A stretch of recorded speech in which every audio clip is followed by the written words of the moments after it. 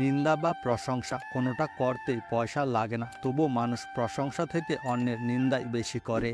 কারো পছন্দের হওয়াটা খুব সহজ, কিন্তু সবসময় তার পছন্দের হয়ে থাকাটা খুব কঠিন। কপালে যদি থাকে তাহলে কোনো একদিন কারো প্রিয় হয়ে যাব। যে তোমার অনুপস্থিতি অন্যের দ্বারা পুষিয়ে নেয় তাকে ছেড়ে দাও। দিন শেষে ব্যক্তিগত একজন হাসানোর মানুষ থাকলে সমস্ত মন খারাপের সমাপ্তি ঘটে। শখের পুরুষ ঠিক থাকলে নারী তার শখের পুরুষকে অসম্ভব যত্নে রাখে। পৃথিবীতে সবচেয়ে ভয়ঙ্কর দৃশ্য হচ্ছে চেনা মানুষের অচেনা রূপ। আমি একটু আলাদা, কারণ সবাই যেখানে তর্ক করে আমি সেখানে কথাও বলি না। পকেট ভর্তি টাকা নিয়ে দুনিয়া কিনতে পারবে, আর খালি পকেটে দুনিয়া চিনতে পারবে।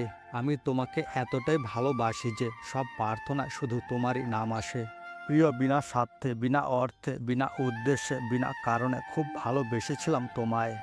যতই বলি মানুষ চেনা হয়ে গেছে, মানুষ দেখি নতুন নতুন রূপ নিয়ে সামনে চলে আসে। জীবন হেরে যায় নিঃশ্বাসের কাছে, আর মানুষ হেরে যায় বিশ্বাসের কাছে। মানুষ চাইলেই একা থাকতে পারে, আবার মানুষ চাইলেই একসাথে থাকতে পারে না। জোর করে অধিকার দেখানোর চেয়ে চুপ করে হারিয়ে যাওয়া অনেক ভালো। আজ তুমি পরিপূর্ণ, অথচ বলেছিলে আমাকে ছাড়া তুমি নিঃস্ব। কষ্টটাও আমার, কষ্ট দেওয়া মানুষটাও আমার। জীবনে কি বিশ্রীভাবে ভুল জায়গায় ভুল মানুষের পিছনে ভালোবাসা অপচয় করলাম।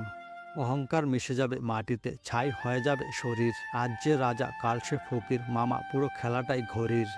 কারো বিরক্তের কারণ হওয়ার চেয়ে একাকিত্বে হারিয়ে যাওয়া অনেক ভালো। মরার পরে তো একাই থাকতে হবে, তাই আগে থেকে একাকিত্বকে আপন করে নিয়েছি। তুমি ছাড়া 100 মানুষ সঙ্গ দিল, আমার মধ্যে তোমার একাকিত্ব রয়ে যাবে। রাতের আকাশের চাঁদটাও বুঝিয়ে দেয় একাকিত্ব কতটা সুন্দর।